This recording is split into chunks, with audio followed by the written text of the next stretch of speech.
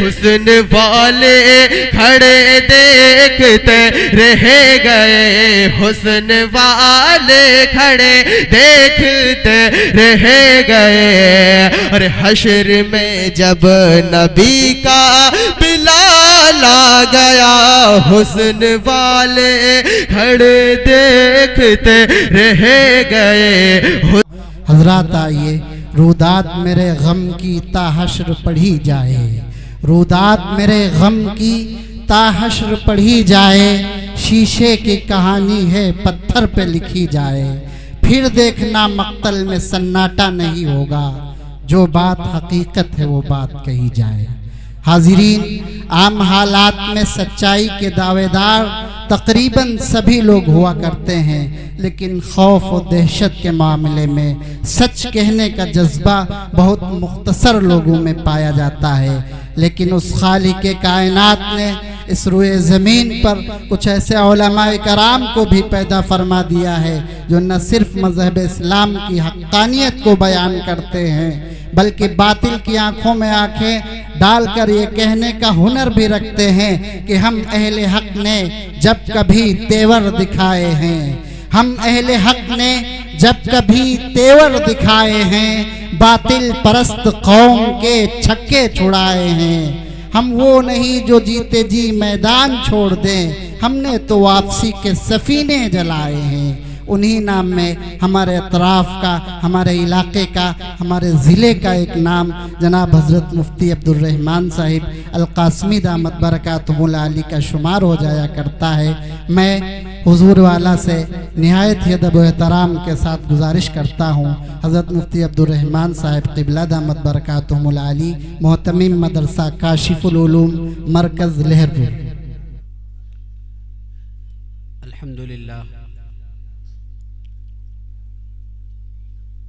अल्हम्दुलिल्लाह नहमदुहु व नस्तईनुहु व नस्तगफिरुहु व नुअमिनु बिही व नतवक्कलु अलैहि व नऊज़ु बिल्लाहि मिन शुरूरि अनफुसिना व मिन सय्यिआति अमालिना। मन यहदिहिल्लाहु फला मुदिल्ल लहु व मन युद्लिलहु फला हादिय लहु व नशहदु अल्ला इलाहा इल्लल्लाह व अशहदु अन्न मुहम्मदन अब्दुहु व रसूलुहु। अम्मा बाद, क़ाल अल्लाहु तबारक व तआला फ़ी किताबिहिल अज़ीज़, अऊज़ु बिल्लाहि मिनश शैतानिर रजीम, बिस्मिल्लाहिर रहमानिर रहीम। किताबुन अंज़लनाहु इलैका लितुख़रिजन नास मिनज़्ज़ुलुमाति इलन-नूर। सदक़ल्लाहु मौलाना अज़ीम। व क़ाला नबिय्यु सल्लल्लाहु अलैहि वसल्लम, खैरुकुम मन तअल्लमल क़ुरआन व अल्लमह, औ कमा क़ाला अलैहि सलातु वस्सलाम। मोहतरम हजरात, आज ये प्रोग्राम जलसे दस्तार बंदी व तकमील क़ुरआन, इस मौके पर मैं दो बातें अर्ज़ करना चाहता हूँ। ख़ास तौर पर वो बातें जो हमारे जलसों के अंदर राइज हो गई है, जो नहीं होना चाहिए। मैंने कई बार कई मौके पर इसको मना भी किया, लेकिन इंसान है कि कह बात सिर्फ कह सकता है। एक सबसे बड़ी बात है सोशल मीडिया, बाकायदा कैमरे का ईजाद और जलसे के अंदर बाकायदा इसका अहतमाम बिल्कुल भी किसी भी सूरत से ये दुरुस्त नहीं है। लेकिन साहिब जलसा की तरफ से या और लोगों की तरफ से अगर होता है तो मैं उसको सख्ती से मना कर देता हूँ कि नहीं, ये चीज़ गैर मुनासिब है।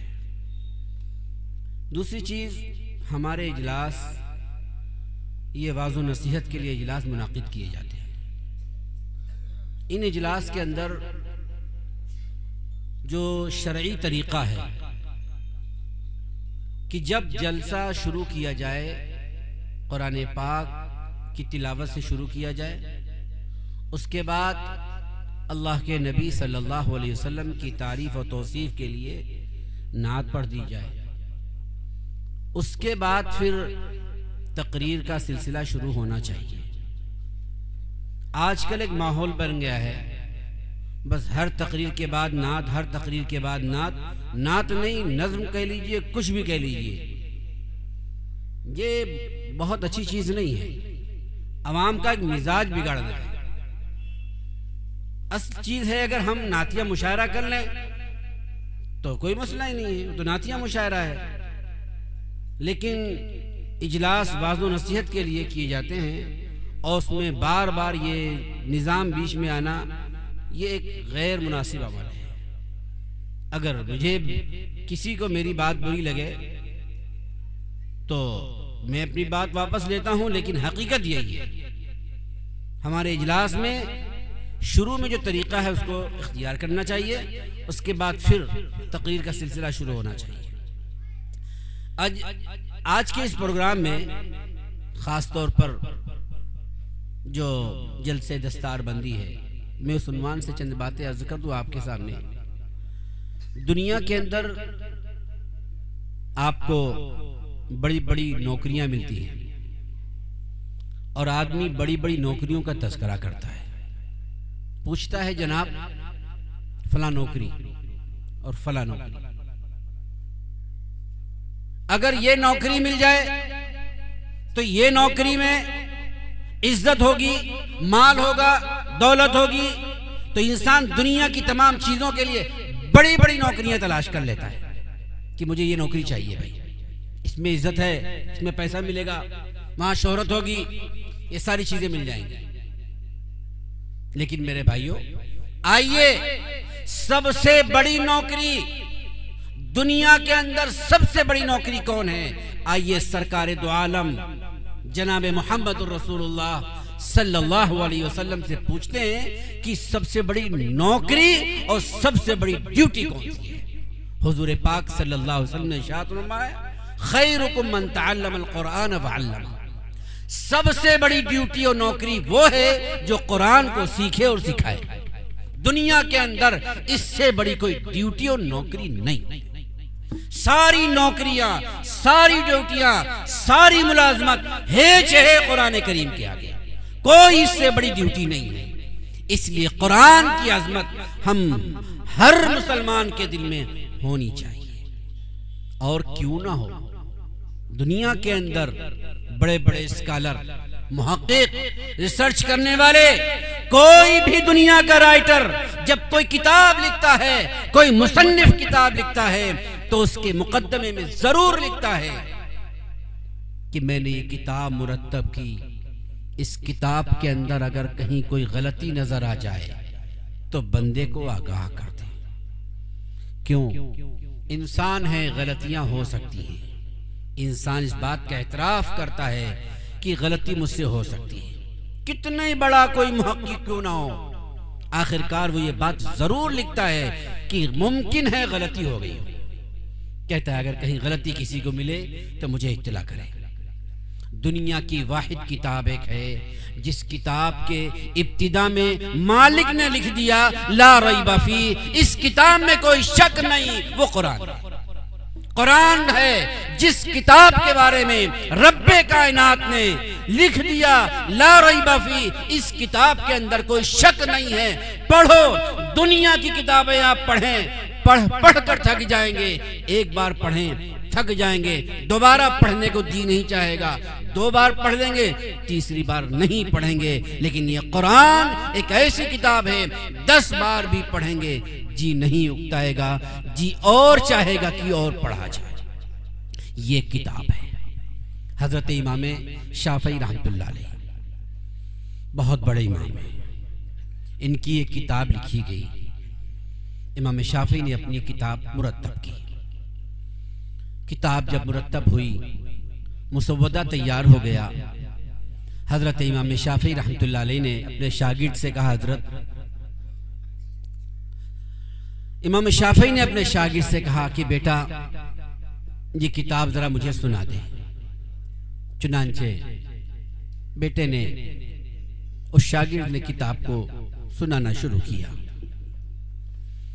किताब उसने सुनाई। इमाम शाफी रहमतुल्लाह अलैह बहुत सारी गलतियों से वाकिफ हुए, उसकी इस्लाह कराई, किताब मुकम्मल हो गई। कुछ दिन के बाद फरमाया जरा किताब एक बार और मुझे सुना दे, हो सकता है और गलतियां हो। फिर किताब पढ़ाई, सुनाई गई और गलतियां नहीं निकली। किताब मुकम्मल हुई, फिर तीसरी बार कहा एक बार और किताब पढ़ ले। तीसरी बार किताब पढ़ी गई, उसमें और सी नई गलतियां सामने आई। इस तरह हजरत इमाम शाफी रहमतुल्लाह अलैह की ये किताब आपके सामने 70 मर्तबा पढ़ी गई और हर मर्तबा कोई ना कोई गलती नजर आई। उसके बाद इमाम शाफी ने फरमाया दाहू, छोड़ दे इसको, छोड़ दे। शाफी की इस किताब को ये हक नहीं है कि इसमें कोई गलती ना हो। ये हक सिर्फ कुरान पाक को है, सिर्फ कुरान पाक को है। कुरान को ये हक है कि उसमें गलती ना हो। दुनिया की किताबों में गलतियां हो सकती हैं और होती भी हैं, लेकिन अगर कोई बेनुकत है जिसमें कोई नुक्ता नहीं लग सकता, वो अल्लाह का कलाम है। मेरे भाई, हम इस कलाम पाक से गाफिल हैं। हमारी जिम्मेदारी बनती है हम इस कलाम पाक को सीने से लगाएं, इस कुरान पाक को अपनी जिंदगियों में उतारें। हम इस कुरान पाक को अपने बच्चों के जहनों में मुंतकिल करें। दुनिया के अंदर कोई किताब है ऐसी जिसका कोई हाफिज मौजूद हो? कुरान के अलावा कोई किताब दिखाए? कुरान करीम के अलावा कोई किताब इंसान के सामने हो कि हाँ ये फला किताब है, उसका कोई हाफिज मौजूद हो? मेरे भाई, दुनिया के अंदर कुरान पाक के अलावा कोई, दुनिया के अंदर कोई ऐसी किताब नहीं है जिसका कोई हाफिज मौजूद हो। ये अल्लाह रब्बुल इज्जत ने सिर्फ कुरान पाक को ये मर्तबा अता किया है कि कुरान पाक हर छोटे से छोटे बच्चे के जहनों के अंदर मुंतकिल हो जाता है, जमा हो जाता है। और ये कोई ऐसी किताब नहीं है। हजरत मौलाना अबुल हसन अली मियां नदवी रहमतुल्लाह अलैह ने एक बयान में इरशाद फरमाया, कहने लगे ये अल्लाह का करम है और अल्लाह का एहसान है कि उसने हमें तौफीक दी है कि हम इस गंदी जुबान से अल्लाह का कलाम पढ़ सकते हैं। यह अल्लाह का एहसान है कि हम अल्लाह का कलाम अपनी इस गंदी जुबान से पढ़ सकें, वरना दुनिया के अंदर यह नामुमकिन है। अल्लाह का कलाम जिसके अंदर करंट ही करंट है, वो हमारे अंदर इतनी ताकत कहां कि उसको हम पढ़ सकें। अब आप अंदाजा लगाएं, बिजली का तार हो, बिजली के तार पर किसी का हाथ पड़ जाए तो हाथ जल जाए, लेकिन इससे कई ज्यादा पावर का करंट अल्लाह रब्बुल इज्जत ने कुरान में रखा है। उस रब्बे कायनात ने बंदों को यह कुव्वत दी कि बंदा कुरान पढ़ सकता है। एक हाफिज साहब थे, हाफिज कुरान है, और उनके घर और खानदान के अंदर तकरीबन 70 हाफिज कुरान मौजूद, 70 हाफिज कुरान। लोग ताज्जुब करते थे कि इनके घर और खानदान में 70 हाफिज कुरान मौजूद है, हमारे तो खानदान के अंदर एक भी हाफिज कुरान नहीं। ये 70 हाफिज कुरान कहां से आए? किसी ने पूछा कि आप बताएंगे इसका राज कि 70 हाफिज कुरान कहां से आए? कहने लगे ये कुरान की अजमत, कुरान की ताजीम की बरकत से अल्लाह ने हमारे दादा को दिया। कहा कैसे? कहने लगे हमारे दादा थे सब्जी फरोश थे, सब्जी बेचा करते थे और मदरसे के सामने सब्जी बेचने का मामूल था। बेचते सब्जी थे लेकिन दिल कुरान से लगा था। सब्जी बेचते थे लेकिन दिल कुरान से लगा था। कहते हैं कि जब सब्जी कभी तौल रहे होते थे और कोई बच्चा सामने से गुजर जाता तो सब्जी तौलना भूल जाते और उस हाफिज कुरान की तरफ देखते, बुला लेते, कहते बेटा तुम वो हो जो मेरे अल्लाह का कलाम पढ़ते हो, मेरे अल्लाह का कलाम पढ़ते हो। इन मदारिस में पढ़ने वाले बच्चे इनको देखकर कहते बेटा तुम अल्लाह का कलाम पढ़ते हो। बेटो बच्चों को चुमकारते, प्यार करते। कहा सिर्फ अल्लाह को अदा पसंद आ गई, अल्लाह को अदा पसंद आ गई कि मदारिस के बच्चे जो कुरान पढ़ने वाले हैं, दिन रात कुरान पर मेहनत करते हैं, इनके तो ख्वाबों में भी कुरान होता है, इनके तो ख्वाबों में कुरान होता है। एक मदरसे के जिम्मेदार हैं, वो कहते हैं कि मैं रात को 1-2 बजे के करीब मदरसे में दाखिल हुआ तो कहते हैं कि मुझे कुरान पढ़ने की आवाज आई। तो आवाज की तरफ मैं लपका कि आवाज किधर से आई, तो पता चला मस्जिद के अंदर से आ रही है। कहते ये मस्जिद की तरफ बढ़े तो वहां लाइटें बंद थी, कोई नजर नहीं आया, अंधेरा पड़ा था, लेकिन कुरान की आवाज आ रही थी। कहते मैं फिर बढ़ा, मैंने लाइटें ऑन की, लाइटें जलाई तो अभी कुरान पढ़ने वाला कोई नहीं दिखाई दिया। फिर मैं आवाज की तरफ बढ़ा तो आवाज देखा कि एक बच्चा सो रहा है और कुरान पढ़ रहा है, सोता हुआ कुरान पढ़ रहा है। मेरे भाइयों, ये वो बच्चे हैं जिनके सोते हुए भी कुरान दिखता है। इनकी कदर आप न करेंगे तो कौन करेगा। इनकी कदर करना, गोया कि हाफिज़े कुरान की कदर करना, गोया हम कुरान की ताजीम कर रहे हैं, कुरान की अजमत कर रहे हैं। कुरान की अजमत और कुरान की ताजीम हर बंदे के अंदर होना, ये हमारी जिम्मेदारी है। मेरे भाइयों, जिन लोगों ने कुरान की ताजीम नहीं की, उन्होंने अपनी जिंदगी में कोई चीज हासिल ही नहीं की। इसलिए हमारी जिम्मेदारी है कुरान करीम से याद हमारा ताल्लुक वाबस्ता हो, कुरान पढ़ने का मामूल बनाएं। मैं तो बराबर कहता हूँ हाफिज कुरान से कि जो बच्चे हमारे हाफिज कुरान हैं, हाफिज हो गए, उनसे तो 3 पारे का मुतालबा कि वो नियत करें, कोशिश करें, कम से कम 3 पारे रोज पढ़ा करें। लेकिन अवाम से तो कहा जा सकता है ना, तुम 3 पारे नहीं पढ़ सकते तो 1 पारा तो पढ़ सकते हैं ना। 1 पारा तो हर आदमी पढ़ सकता है। आप कहें मेरे पास वक्त नहीं है। जिस रब ने तुम्हें सांसें दी, जिसने तुम्हें बोलने के लिए जुबान दी, समझने के लिए अकल दी, सलाहियतें दी, माल दिया, घर बार दिया, दौलत दी, इज्जत दी, उस मालिक के लिए तुम्हारे पास ये कुरान 1 पारा पढ़ने के लिए वक्त नहीं है। मान लेते हैं, आप कहते हैं बिल्कुल वक्त नहीं, मैं कहता हूं चलिए 1 पारा ना पढ़े, आधा पारा पे आ जाए। यहाँ आधा पारा तो पढ़ें, आधा पारा भी नहीं पढ़ सकते, बहुत बिजी हैं आप। फिर आइए घड़ी उठा लीजिए, घड़ी उठाइए और घड़ी देख करके 10 मिनट कुरान पढ़ने का मामूल बना लें। 10 मिनट कुरान पढ़ने का मामूल बनाए। नियत तो करके देखें, बंदा नियत तो करे कि मैं 10 मिनट कुरान पढ़ूंगा। कुछ आज़म तो लेके जाए, यहां से कुछ नियत तो करके जाए। जलसा दस्तारबंदी है, वहां से कुछ कुरान करीम से मुताल्लिक कुछ नसीहत तो लेके जाए बंदा। हमारे घरों में सुबह होती है, कब्रिस्तानों की तरह सवेरा होता है हमारे घरों के अंदर। सारा घर सो रहा है। हमारे घरों से सुबह के वक्त में कुरान करीम की आवाजें आनी चाहिए थी, आज गानों की आवाजें आती हैं। सुबह होते ही कुरान खुलना चाहिए था, फेसबुक और यूट्यूब खोले जाते हैं। अफसोस है जिंदगी पर, जिस जिंदगी के अंदर कुरान न पढ़ा जाए।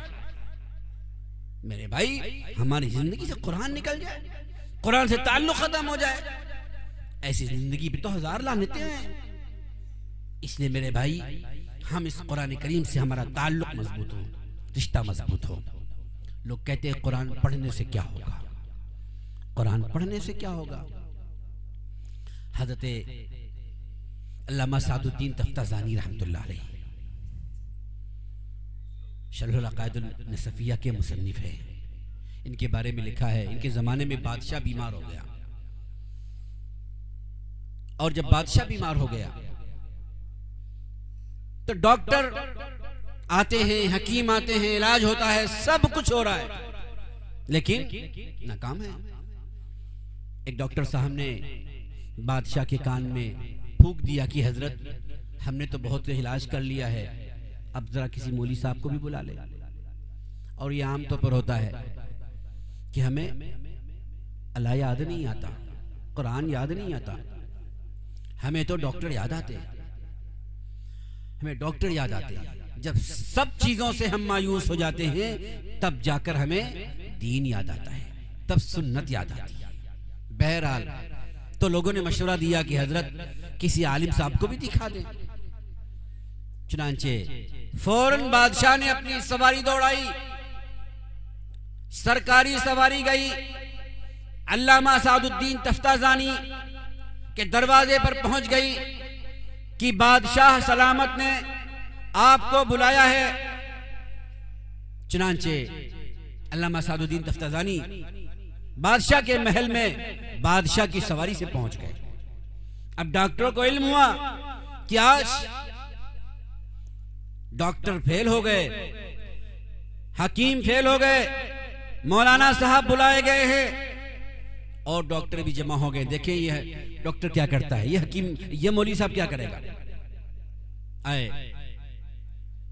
अल्लामा साहब तशरीफ लाए, कुरान करीम की कुछ आयात पढ़ी और आयात पढ़कर दम किया और चले गए।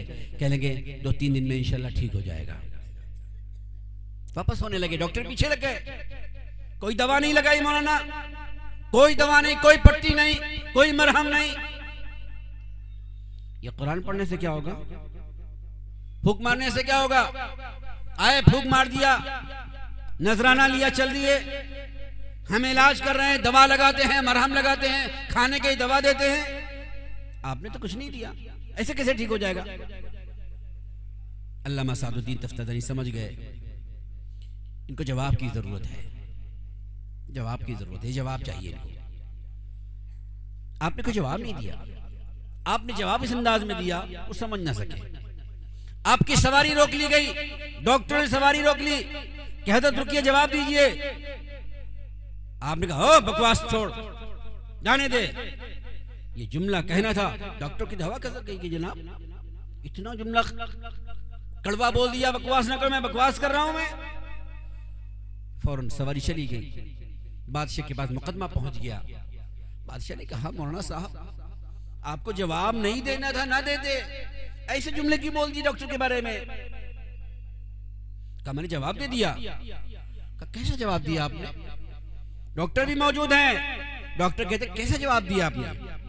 आपने फरमाया अच्छा एक बात बताओ, मैंने आपके झापड़ तो नहीं मारा, थप्पड़ तो नहीं लगाया, मैंने एक जुमला कहा बकवास छोड़ दो।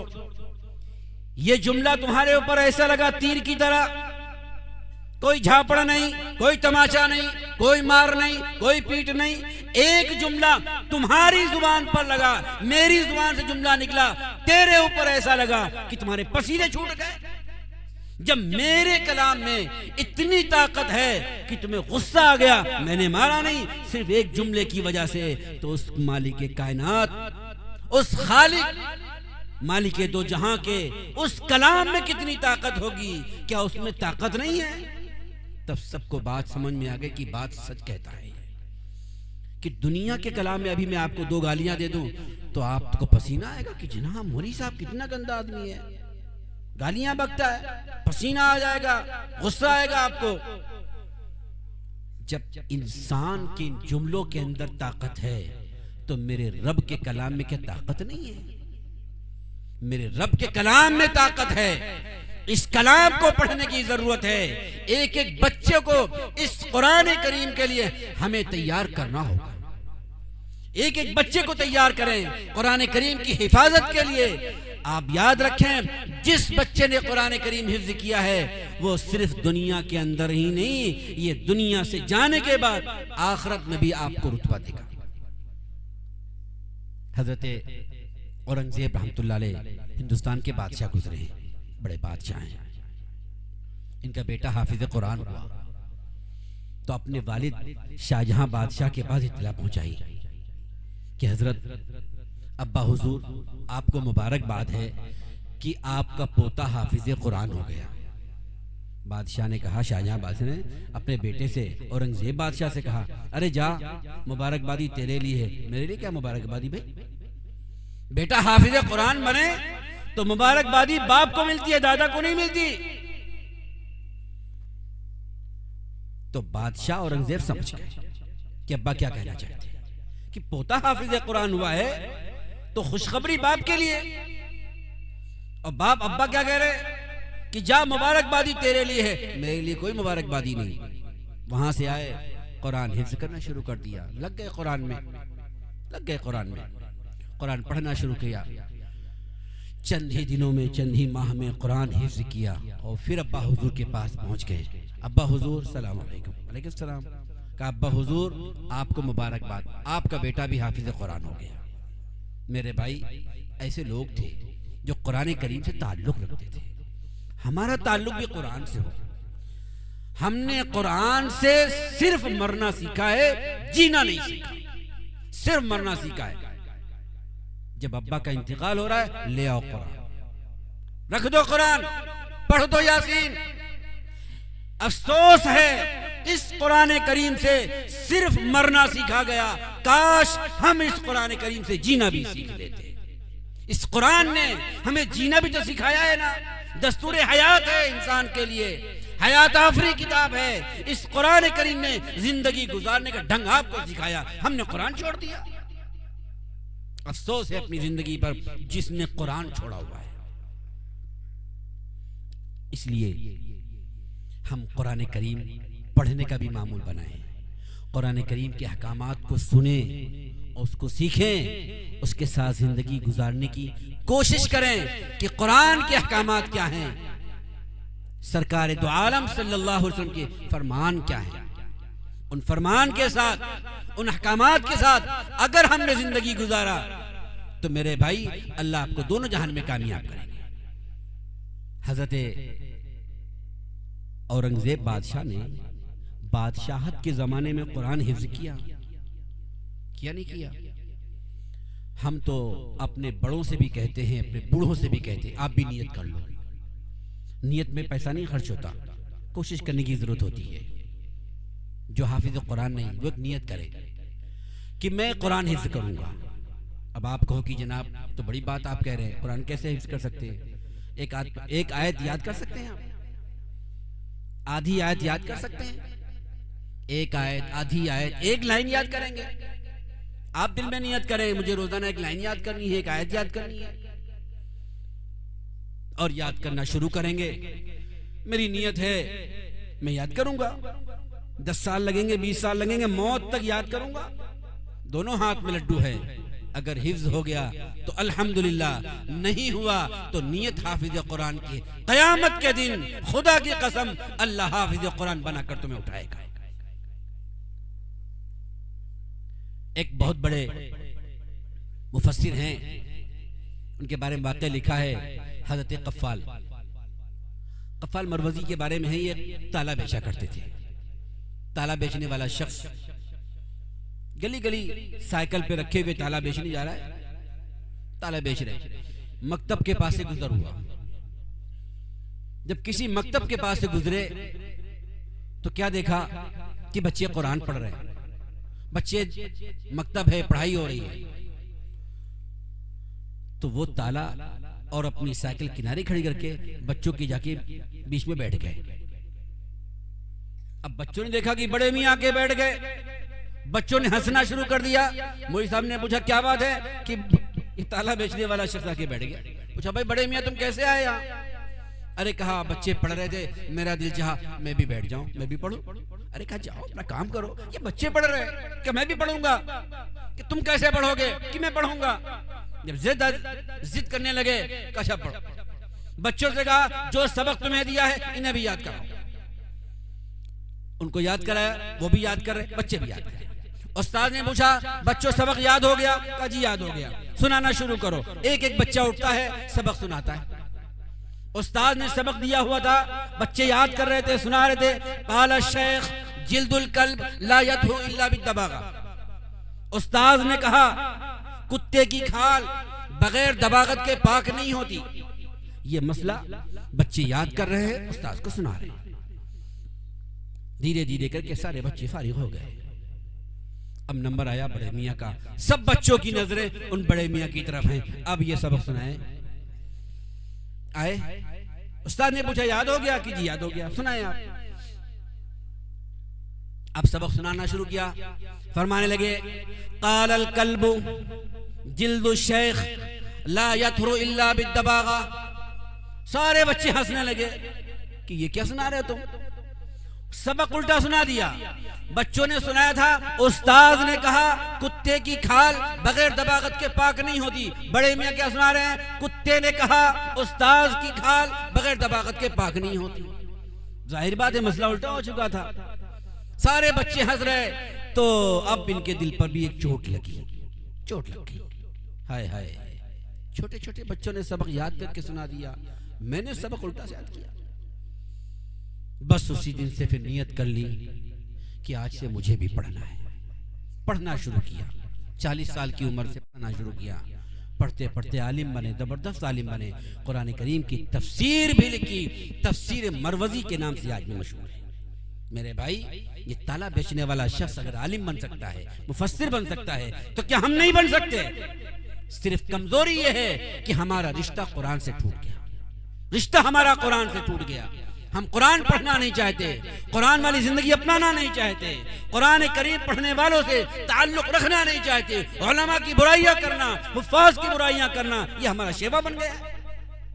फिर कहते हैं हमारे यहाँ हाफिज कुरान नहीं होते। याद रखो, जिसने किसी आलिम की, किसी हाफिज की बुराई की होगी, उसकी नस्लों तक अल्लाह आलिम और हाफिज पैदा नहीं करते, नहीं पैदा होते। जो बुराइयां करता है, इसलिए अपने दिलों के अंदर आजमत पैदा करें।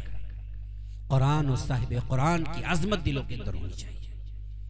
मदीना मुनव्वरा में मौलाना बद्र आलम साहब का इंतकाल हुआ और मदीना मुनव्वरा में जन्नतुल बकी कब्रिस्तान है, बड़ा बाबरकत है। ये वो कब्रिस्तान है, खुदा की कसम, जिसको देखकर मरने को दिल चाहने लगता है, काश यही मर जाऊं। इतना मुकद्दस, इतना बाबरकत, जिसमें 10,000 सहाबा उस कब्रिस्तान में मदफून है। वो कब्रिस्तान देख करके तो दिल चाहता है कि काश आज मेरी मौत आए, मैं यही मर जाऊं। ये वो कब्रिस्तान है।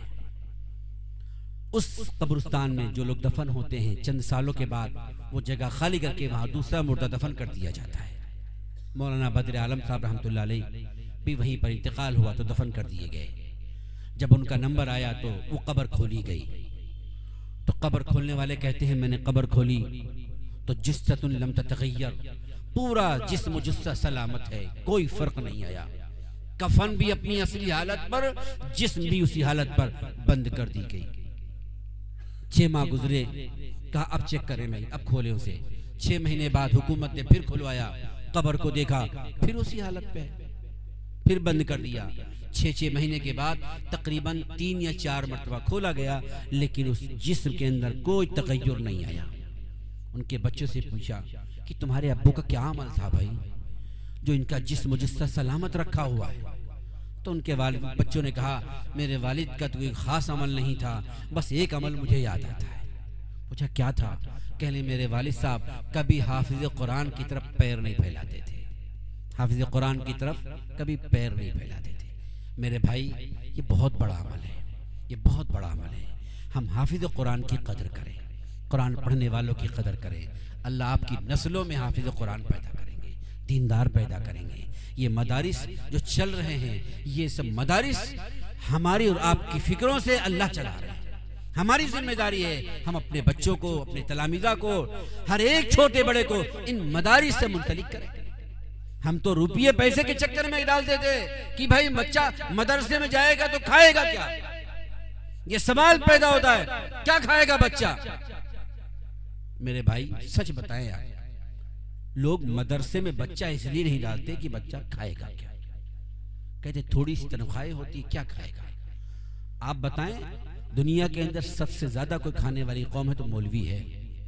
सबसे ज्यादा खाने वाले कोई कौम है तो मौलवी है, और सबसे अच्छा खाने वाली कौम बड़े बड़े लोग नहीं खा पाते। सबसे बेहतरीन खुराक अगर अल्लाह देते हैं तो मौलवियों को देते हैं। और ये बंदा कह रहा है कि बच्चा खाएगा क्या, कुरान का हाफिज बनेगा, खाएगा क्या? दुनिया की 1 नंबर की बेहतरीन ग़िज़ा सबसे ज्यादा अल्लाह मौलवियों के हिस्से में रखते हैं। तुम्हें क्या पता है? इसलिए मेरे भाइयों, ये न सोचे कि बच्चे पढ़ेंगे तो खाएंगे क्या। रिज्क का मालिक अल्लाह है, रिज्क का मालिक अल्लाह है, तुम रिज्क के मालिक नहीं हो। रिज्क देने वाला वो है जो जिसका काम करता है उसका हिस्सा पहले ही निकाला जाता है, उसका इंतजाम उसने किया हुआ है। इसलिए हम अपने बच्चों को हाफिज कुरान बनाएं, कुरान का हाफिज बनाएं। अपने घरों के अंदर बच्चों को ताकीद कर दें, बच्चियों की ताकीद कर दें कि हमारे बच्चे और बच्चियां घर में कुरान पढ़ें। ज़रूर एक अमल करें, अपने घरों के अंदर ये ताकीद करें कि हमारे घर में जो औरतें हैं रोज़ाना की एक नियत करके जाएं और अपने घरों में समझा दें कि फजर की नमाज सब पढ़ें। ये एक अमल है, सारे नमाज पढ़ेंगे फजर की, और फजर की नमाज के बाद औरतें घर में कुरान पढ़ें, मर्द हजरात वो मस्जिदों में कुरान पढ़ें। फजर की नमाज के बाद सोना मना है, कतान मना है। जिस घर के अंदर सूरज के निकलने तक लोग सोते हैं उस घर के अंदर बेबरकती और तंगी डाल दी जाती है। चाहे लाखों रुपये आप कमाते हो, आपके घर में पैसे की कसरत तो होगी, बरकत कसरत तो हो सकती है। लाखों रुपया आप रोज कमाते हो लेकिन कसरत हो सकती है, बरकत नहीं आएगी। बरकत बड़ी चीज है, कसरत बड़ी चीज नहीं है। इसलिए हम कुरान से रिश्ता मजबूत करेंगे, और जब सुबह और शाम हमारे घरों के अंदर कुरान पाक की तिलावत होगी, अल्लाह आपको दुनिया में और आखिरत में दोनों जगह इज्जत से नवाजेंगे। अल्लाह ताला हम सबको अमल करने की तौफीक नसीब फरमाए। आमीन व आखिर दावाना अल्हम्दुलिल्लाह।